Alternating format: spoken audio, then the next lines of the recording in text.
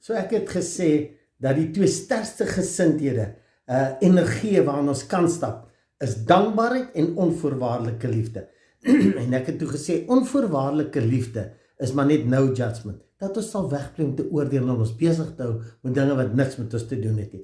Maar kom ons kyk na dankbaarheid. En ek wil vir jou sê, as jy enige gesindheid in jou lewe, as jy jou energie wil verander, as jy dinge in jou lewe wil verander, oefen in om soveel as moontlik as wat jy kan in dankbaarheid te stap. Weet jy wat, die trouble is, ons wil altyd kyk na iets daar buite wat eers moet gebeur, dan sal ek dankbaar wees.